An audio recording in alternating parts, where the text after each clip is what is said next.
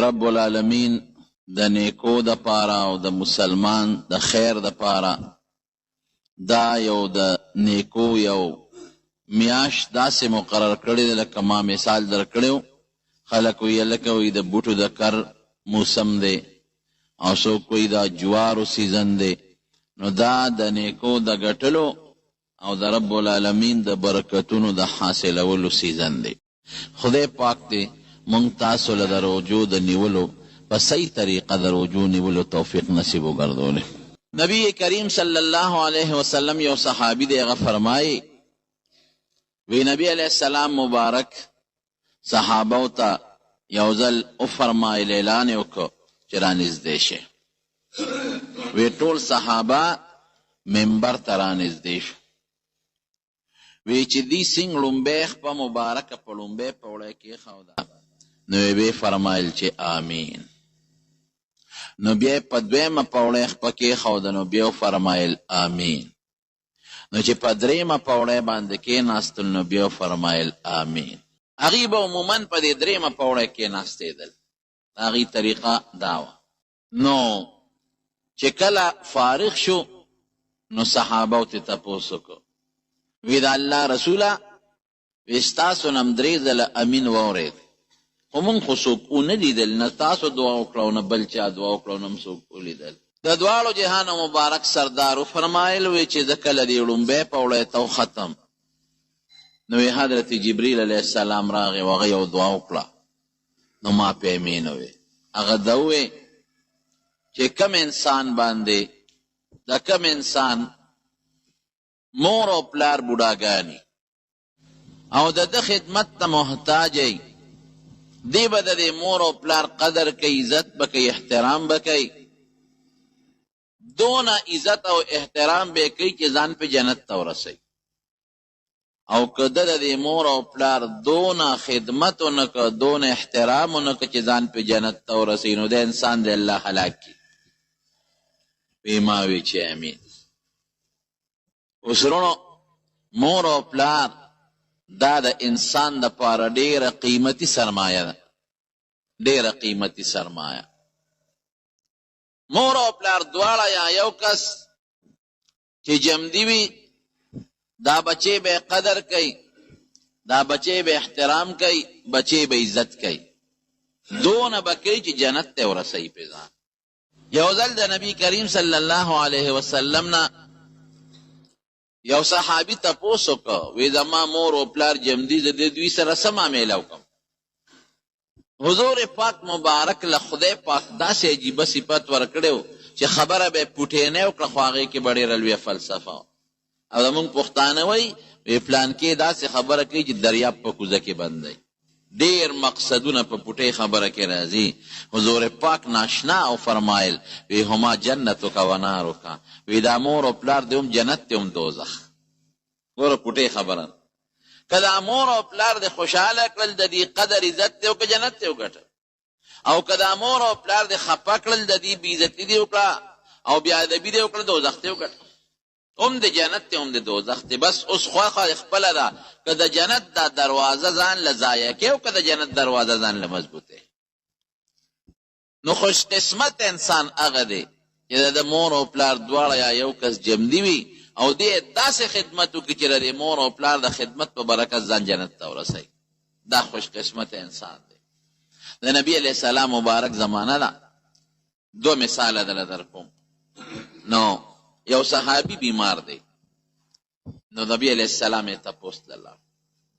چې لاړ هغه د زنکدن په حالت کې دی. نو طریقه داسې ده چې کم انسان د مرګ په وخت کې ده ته به دا کلمه شهادت اورئ داسې به ورته نه وی چې ووایه ولې دې په تکلیف کې داسې نه ده ووایي چې نه وی اوره ووته. نو که ژبه د کلمې سره بلده ده د الله د ذکر سره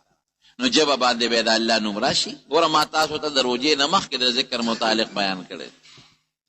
ژبه ذکر سره بلده ده نو په خولې به د الله نوم راشي او که ژبه ذکر سره بلده نه ده نو نوم به نه راځي. دا مسله ده. نو نبی علیہ السلام مبارک په خپله لګیا دی ورته وایي اشهد ان لا اله الا الله واشهد ان محمدا عبده ورسوله دا جبه پې نه وړي هغې ورته لګیا دی کلمې شهادت ویله د جبه نه وړي یو متل دی وایي یو بوډی زوی مړ کېده زوی یې نه چېرته مونځ کړی نه ذکر نه اسکار ټول عمر بېګډې چیلې سرولې نو دا بوډی ورته ناسته ده ورته وایي کلمې شهادت ورته اورئ او هغه هم اقه ډرې ډرې کوي هغه د هغه ګډو سره بلد دی ډرې ډرې کوي هماغه ډرې کیسه ووته کلمې شهادت یې نه وه نو مور ورته بچې وی ډرې وې او ډرې لاړې نو چې څه سره د خوله بلده ده ګورې به دې په جبه راځي الله بې انصافه نه دی الله ډېر انصافدار دی ظلم نه کوي چې ستا جبه د هغه د نوم سره بلده کړې ده نو زنکدن کې به د خپل نوم یېری نه درته به یادوي دا د الله انصاف دی نو نبی علیه السلام مبارک په خپله لګیا دی ورته کلمې شهادت اورې د جبه پې نه وړې نو هغې هم حیران شو ځکه د حضور پاک وجود مبارک خو ټول رحمت دی چې زه موجود یم د رحمت فرشتې موجود دی او زما خولې مبارکې نه ورته کلمې شهادت روان دی او د ده جبه نه ړقي دا ولې وی د ده څوک کور کې شته راویې بلی نو یو بوډی مور یې و هغې وله راوغوښته وی ستا دې زوی لسه ډېر لوی جرم کړی دی ډېر لوی مجرم معلومیږي زه لګیم په خپله ورته کلمې شهادت اورم او زما د خولې نه هم دې نه اخلي څه لویه ګناه کړې ده وی صیب دې خو ډېر د مونځ د روجو او د صدقو او د هر څه پابند دی ډېر ښه سړی دی وی نه سوچو کې څه غلطي بی نبی علیہ السلام مبارک ته به کشف کېده الهام به کېده د الله د طرف نه به ورته القا کېده دې زړه ته څه چل شته وی یو صیب یو چل خو شته وی چې واده کړی دی نو زه یې خفه کړم زه یې مور یم واده نه مخکې د ما ډېر خیال ساته او ډېر قدر به یې کو خو چې کله یې واده کړی دی نو بس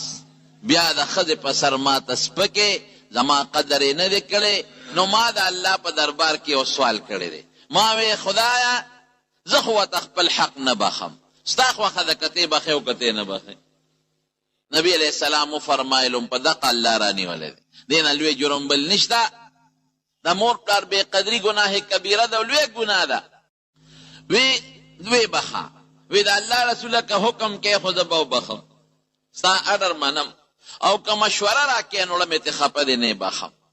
نو حضور پاک مبارک ډېر هوښیار هغې زړه کې دا سوچ وکړه که زه ورته اوس حکم کوم نو د خولې نه بیا وبخي خو د ړه نه بیا نه بخي راشه داسې چل جوړ کړه چې دا مور یې د ړه نه وبخي نو صحابو ته یې وی ورشه خشاک راوړی نو صحابه خو د حکم پابندو دا مور یې ورته وی صیب په خشاک څه کې وی ستا دا زوی پکې سوځوم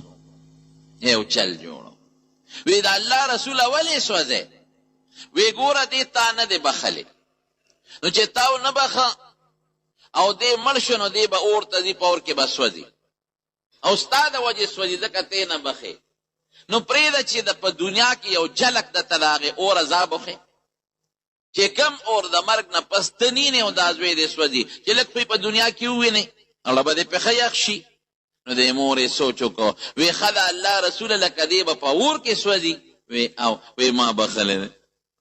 و چې وی ما بخلی دی نو د هغه په خولې کلمې شهادت شروع شو اشهد ان لا اله الا الله واشهد ان محمدا عبده ورسوله او سې ورکړه نو حضور پاک فرمایل لیدل مور ګورې بیا مورې دارنګې پلار لګیا دی د بچي دپاره څه نه کوي دا پلاران چې ټول ورځ منډې ترړې جوړې کړي دي او حلال حرام نه پېژني راغونډی یې دا چا لغونډی دا د بچو دپاره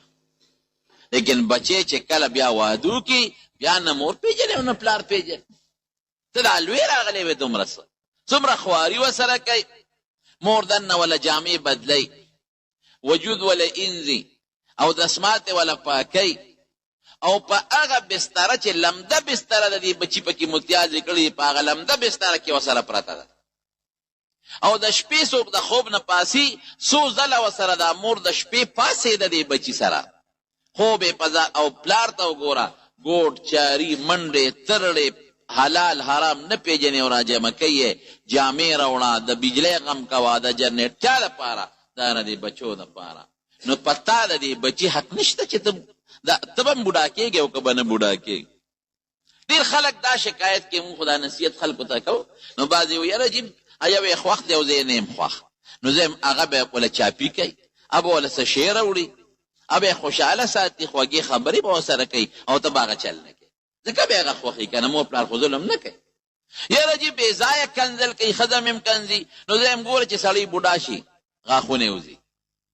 غوږونه کمزوري شي مشین پکې لګوي لاسونه کمزوري شي رپي خپې کمزوري شوي په غیر د کونټۍ نه نشي ګرځېدی نو مازغه هم کمزوري کېږي گزاره به ورسره نه کوي قرآن شریف کې الله تعالی فرمایي وایي که ستا د مور پلار یو کس بوډاګان شو اما یبلغن عندك الكبر احدهما او کلاهما فلا تقل لهما اف ولا تنهرهما وقل لهما قولا کریما اف به مو ورته نه وایې رټې به هم نه نرمې خبرې کوه قرآن وایي او بیا وایي که چرتې او څه وقل رب ارحمهما کما ربیاني صغیرا واحفظ لهما جناح الذل من الرحمة وقل رب ارحمهما كما ربياني صغيرا وګو تخکته خان دا وته کنزل کوي او یا الله یو وخت کې د ماشوم د مور پلار په ما ډېر لوی رحم کړی دی خدای ته په اوس رحم وکړي دعا ولکه نو مسله څنګه شوه څونه خدمت په د مور او پلار کې دومره به کوي چې ځان په جنت ته ورسوي اوس که د یو سړي مور او پلار دواړه مړه دي یا یو مړ دی نو قبر لیځه قبر لتل په شریعت کې ثابت دي ښه دا مونږ عقیده ده قبر له چې څومره ځې پلار لځه مور لځه هلته دعا ورته کوه لږ تلاوت کوه د هغې ثواب ورته بخه علما لیکي که دا مور پلار د بچي نه خفه تلي دي او دی وله بار بار قبر لځي نو خدای به یې د مرګ نه وروسته ترې خوشحاله کړي د مور پلار قبر له تلل ډېره لویه فایده رسي نو په لومبۍ پوړی چې مخ پکې ښوده نو جبریل علیه السلام دا ووی چې چا مور او پلار جمدي وي دواړه یا یو دی به دونه خدمت کوي چې ځان په جنت ته ورسوي او که دونه خدمت یې ونه کړه د مور پلار چې ځان په جنت ته ورسوي خدای دې هلاک کړي ما وی امین وایي چې په دویمه پوړی مخ پکې ښوده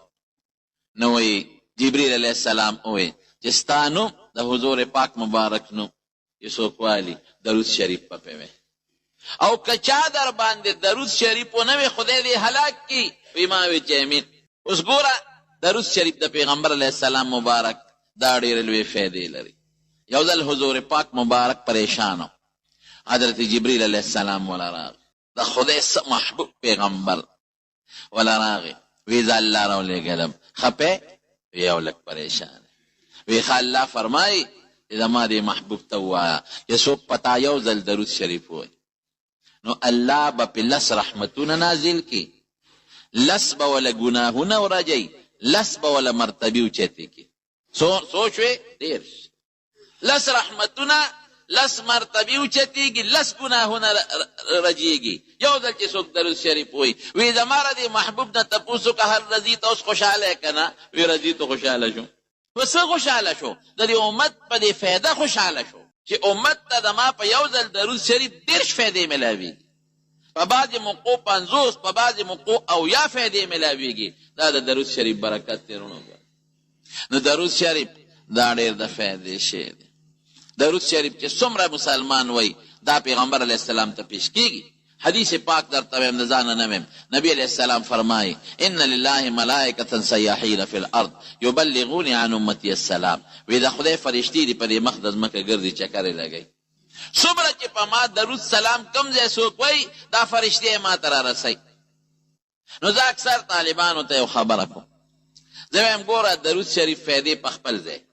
ثوابونه مرتبې اوچتېدل په خپل ځای لیکن دا چې د ستا نوم د درود شریف د برکت نه د پیغمبر علیه السلام په مخ کې غښتلی کېږي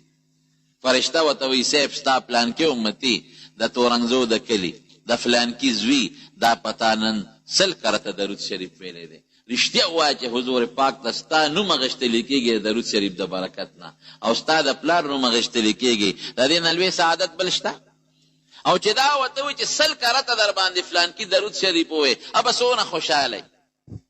او ورسره په ګاونډ کې حضرت ابوبکر او حضرت عثمان هم دفن دي رضی الله عنهما هغوی به پې څونه خوشحالی او نبی علیه السلام به درله څومره دعاګانې کوي یو سړی حج له روانو په یو قافله کې د زوی سره نو دی غریب ناجوړه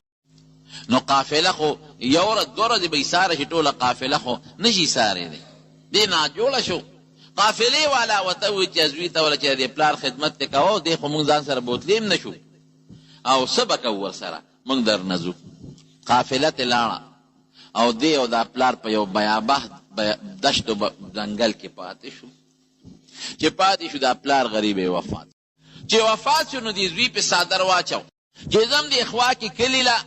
او څوک وګورم چې راشي چې دا پلار را سره ولمبئ کفن بندوبست وکړي جنازې وکړو قبر ولو کنه. مسافر دې لاړ د کلي خلکو ته ووایي چې دغسې زه مسافر یم او پلار مې ناجوړ او قافله رانه لاړه او مې خدمت وکړو خو بس مړ شو پوره یو. راشئ مهرباني وکړئ د کفن دفن انتظام د جنازې هغې ته زمونږ درغلو. دی چې راغی او د پلار د مخ نه یې هغه څادر اوچت که ګوري نو د پلار شکل یې د خرو شکل یې بدل. نو دی فوراً بېهوشه شو. بېهوشه کې دی دا هیبت پرې راغی چې خدای دا به څه کېږي. دا خو زما د پلار دا شکل دا خلک چې اوس راشي دا خو لویه رسوایي ده. وایي چې دا خر دی که انسان دا تله مونږ جنازې له راغواړو دا خو لویه رسوایي ده. خدای د سره څه وکړم. دی بېهوشه دی. په دې بېهوشۍ حالت کې نبی کریم صلی الله علیه وسلم مبارک دی په خوب کې ملګري ورسره دی. دته وی ولې پریشان یې؟ وی صاحب دقه چل پلار مې مړ شو مسافر یم خلک را روان دی او پلار مې شکل د خر ګرځېدلی. دا خو زما لویه رسوایي او بېعزتي ده به څه کېږي د الله رسوله. وی کم دی پلار دی مې چې دا دی. وی زه اوس خوب وینم په بېهوشۍ کې. وی څادر مې ته لرې وی حضور پاک مبارک دا خپل لاس مبارک را واغېست او زما د پلار په مخ یې راخ وی چې راخ که پلار مې واپس ټیک شو. مخ یې خشته شو ښکلې د مخکې نه مزېدار شو. وی زه ورمنډه مې کړې سلام چې خدای د الله رسول ډېره شکریا دا تا خو زما پلار سره لوی احسان وکړ. صاحب تاسو څنګه رالی؟ وی ستا دا پلار ډېر ګناهګار دی او د خدای نه ډېر لرې خو ده به یو عمل کو چې ده به روزانه درود شریف وی او ماله به ماسخوتن یو فرشتې را رسول. وی نن هغه فرشته چې راله او ما ته یې د خپل امت درود شریف پیش کول نو وی د ده درود شریف پکې رانلل. نو ما ته تپوس وکړه چې یاره د پلانکي کلي یو سړی و دی نوم و اخو به روزانه په ما درود شریف یې راتلل به جوړ ناجوړه رڼا ورځ دی نه دي کتلی تیارې ته نن د هغه درود شریف رانلل. نو فرشتې یې راته وایي چې خو وفات شوی دی او صاحب تا ته ضرورت دی ګورې که حاجت وله پوره کولی شي. نو هغې راته وایي چې دقسې وفات شوی دی او ډېر ګناهګار نو خدای په هغې کې رانیولی دی او دا مخ یې وله بدل کړی دی. تا ته ضرورت دی که څه مدد ورسره کولی شي. نو زه رالم چې دا مدد مې ورسره وکړم. نو دا زوی یې وایي راویښ شم چې راویښ شم څادر مې د پلار د مخ نه لرې که نو مخ یې سم شو او د مخکې نه زیات خشته و رڼا یې کول. دا درود شریف برکت قسم دی د درود شریف ډېر لوی برکات دی. مونږ له ګورې خیر دی. د هغې یو مثال درکوم. یو سړی دیوال ته بیټرۍ ووایي نو دا دیوال په رڼا څه دا رڼا واپس زما په دې مخ راغورځېږي زما دا مخ پکې روښانه شي. دقه رنګ یو سړی چې په نبي علیه السلام درود شریف ووایي نو خدای پاک کې د پیغمبر علیه السلام کومه مرتبه مقرر کړې ده ستا په درود شریفه نه پورته کېږي لیکن هغه فایدې تا ته واپس را رسېږي. نو ګوره درود شریف د نبی علیه السلام مبارک نوم چې واغېښتلی شي نوم یې څه دی؟ محمد او احمد صلی الله علیه وسلم. یو نوم وله نیکې ښودی او بل وله مور یې ښودی دی. دا دوی نومونه دي. درود شریف به پې خامخا او په مجلس کې که بار بار اغېښتلی کېږي لکه یو نعت کې یو ځل بیا بیا بیا اغېښتلی کېږي نو په لومبي ځل واجب دی او په دویم ځل مستحب دی. نو مستحب هم ښه د لوی ثواب به درته میلاویږي. او که نوم یې نه او صفت یې ذکر شي لکه د الله رسول یا د الله نبی یا د الله پیغمبر نو دا نوم نه دی صفت دی. نو درود شریف ویل پې بیا مستحب دی واجب نه دی. که دې ونه وي ګناهګارېږي نه خو مستحب دی ښه دا ده چې پې و. که دې ونه وي نوم مبارک واغېښتلی شو محمد او احمد صلی الله علیه وسلم او درود شریف دی ونه وي نو د جبریل علیه السلام خیره کړې ده او پیغمبر علیه السلام پې دعا کړې نو دا خیره ګورې نه رد کېږي. امین یې پې ویل. وی په درېیمه پوړی چې کېناستم نو جبریل علیه السلام ووی چې په چا د رمضان میاشت راله دی به پکې داسې عبادت کړي چې ځان به په خدای بخي او که دومره عبادت یې ونه کړه چې ځان په خدای وبخي نو الله دې هلاک کړي. ګوره خیره وکړه. نو ما وی آمین. نو اوس به په رمضان کې څومره عبادت کوې دومره عبادت به کوې چې ځان په الله وبخې دومره به کوې او که دومره عبادت یې ونه کړه چې ځان په الله وبخې کم عبادت ته وکړه روجه دې ونه نیوله، ډېر خلک روجې هم نه نیسي، بدقسمته قوم. لیکن انشاءالله دومره ګرانه خو نه ده. زه ناجوړه یم، اعصابي تکلیف کله کله په ما راشي او زه یې نه ویشم. بوډاګان خلک دي، داسې بوډاګان مې ولیدل سپینګیري. پرون ما ته چا ټلیفون وکړ، پرون افسوس مې وکړ، وی زما یو رشته دار دی او فالج والی دی، یو لاس ښي طرف او ښی لاس او ښی خپې فالج والی دي او بیا هم روژه نیسي. څه ورسره نه مني، موږ ورته وایو مه نیسه، وی نیسم، ما یې مه نیسه. شریعت دله اجازت ورکوي نه دی نیسي، ډاکټر دله اجازت ورکوي نه دی نیسي فالج، وی نه صبرېږي خامخا نیسي. او قسم دی داسې بیماران د زړه مې لیدلي، داسې بیماران چې هر وخت یې په زړه درد دي، په دې کشمکش کې چې اوس په پیټیک راځي، اوس په پې راځي، او شریعت اجازت ورکړی چې مه نیسه او بیا هم نیسي. داسې د شوګر مریضان، ما ته خو پته لګي، ما نه خلک د مسلو تپوس کوي، یاره جي د پلار مې شو مازدیګر نه پس ابرو چې مازدیګر نه پس بېهوشه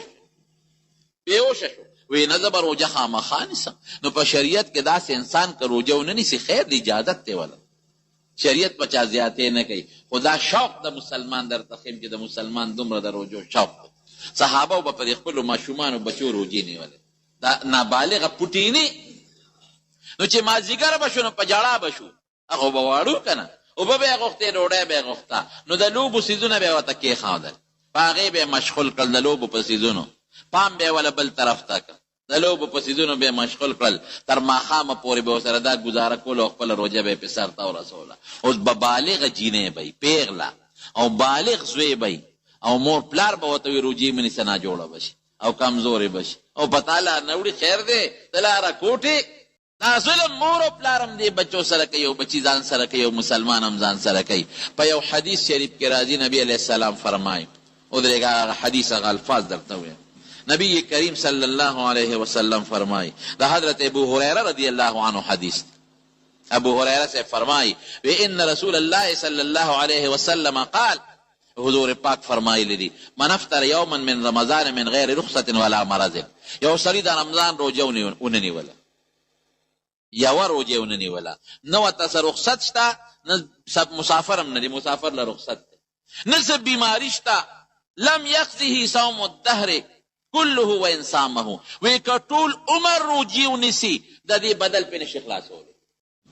د دې چې کم برکت دی او کم ثواب دی، په ټول عمر روجو هغه برکت نشي ګټلی، هغه ثوابونه په ټول عمر روجو نشي ګټلی. ټیک ده چې ځکه مثلا نی نیولې روجه به ونیسي دی، او قضا خلک وایي فقهاو لیکلي دی قضا شوه، او که قصدن یې ماته کړې د 2 میاشتې روجې به پرله پسې ونیسي. لیکن پیغمبر مبارک فرمایي چې ټول عمر دې روجې ونیولې، ټول عمر د دې روجې چې کم برکت او کم ثواب هغه نشي حاصلولی. اندازه ولګوئ چې د یوې روجې په برکت تعالی دومره ثوابونه الله درکوي لکه ټول عمر چې دې روجې نیولې، او ته 10 نیسې نو دکه خپل عمر حسابوه لکه چې 10 ځله دې 80 کاله روجې نیولې، او بیا په بل کال کې څومره لویه فایده ده د رمضان د روجو. مونږ خلکو شا کړې ده ورته. نو د رمضان روجو دا ګوره ډېر لوی برکت او ډېر لوی ثواب دی. برکات یې درته یو بل هم ویم، یو حدیث د حضرت ابو سعید خدری رضی الله عنه فرمایي چې ان لله تبارک وتعالى عتقاء في كل يوم وليلة، يعني في رمضان، وان لكل مسلم في كل يوم وليلة دعوة مستجابة. وی نبی علیہ السلام فرمایي چې د رمضان هر شواروز کې خدای پاک گناهګار دوزخیان مخلوق د دوزخ نه آزادوي، چې کوم دوزخ والا مخلوق یې دوزخیان ورته هغه جنت ته لیږي، ازادۍ یې د 60 آزاد شو دی جنت ته ځي. او په شواروز کې یو ټیم داسې دی چې په هغې کې الله د مسلمان دعا خامخا قبلوي، لازما پکې دعا قبلوي،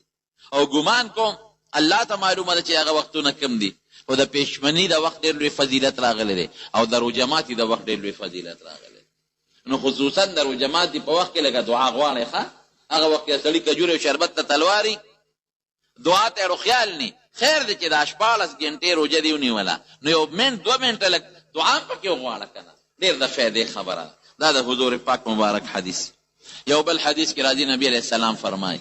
وی د روژهدار د خولې نه چې دا کومه بدبویي ځي، معده تشه چې یو سام غوندې د خولې نه ځي، وی اطیب عند الله من ریح المسک، وی دا په خدای په نزد د مشکو د خوشبویۍ نه مزېدار دی. څنګه د هغې مختلف توجیحات علماو کړي دي. لکه دلته تا ته خو دا بدبویي ښکاري او فرشتو په خدای دا د مشکو خوشبویي ښکاري. یا بعضې علما وایي چې د قبر نه پاسې د خولې نه بیا د مشکو خوشبویي دي، او بعضې علما وایي چې د محشر په میدان کې بیا د خولې نه د مشکو خوشبویي دي، او بعضې وایي چې نه په جنت کې هم چې دی جنت ته داخل شي د دې خولې نه بیا یو خاص قسمه خوشبویي دي، هغه به د مشکو په شان خوشبویي به ورکوي. یو بل حدیث پاک کې راځي وی خدای پاک د رمضان برکت ته تمام وی سرکشه شیطانان پکې خدای تړي. د رمضان د روجو ډیر برکات دي.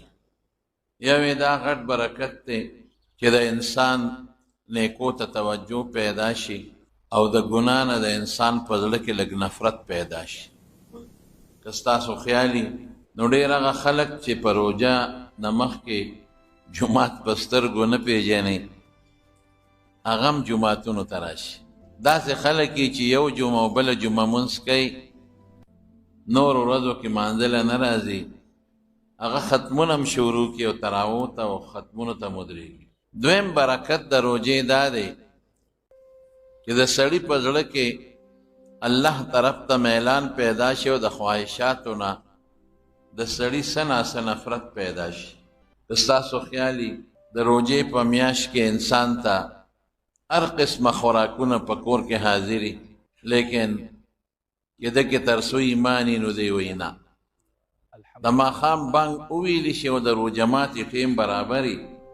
او بیا هم خوراک ورته پروت وي، لکه صبر وکړه خیر دی دا بانګ یې وختي نه ویلی. دا د ده په زړه کې الله پاک یو شوق پیدا کړي او د خوراک او د څښاک او د خواهشاتو نه د بنده په زړه کې لږ نفرت پیدا کړي. د ټولو نه لویه خبره دا ده چې زمونږ دا طالبان وي تخلق باخلاق الله. یو مقوله ده، دا حدیث نه دی، بعضې حضرات ورته حدیث وی خو د رسول الله مبارک حدیث نه دی، مقوله ده تخلقوا باخلاق الله. چې ځان کې د خدای پاک خوی او د خدای صفت پیدا کړي. نو د الله صفتونه خو مونږ ځان کې نه پیدا کولی شو او نه مونږ کې د اهلیت شته، خو څه ناڅه لکه الله خوراک څښاک نه کوي، محتاجه نه دی. خو الله اوبه نه څښي، تږي کېږي نه، دی ته محتاجه نه دی، نه خوراک ته نه څښاک ته نه جوسونو ته. دا الله دې ته ضرورت نه لري، الله د احتیاج نه پاک دی. نو سړی په ځان کې دا یو صفت پیدا کړي د پیشبني نه تر ماښامه پورې چې الله خو مطلقاً خوراک ته محتاج نه دی، خوراک نه کوي، زم دا ورځ دغه صفت ځان کې پیدا کړم. الله خو مطلقاً څکلو ته محتاج نه دی، څکل نه کوي، نو زم هم د پیشبني نه ماښامه پورې دا یو صفت ځان کې پیدا کړم. او خواهشاتو ته الله محتاج نه دی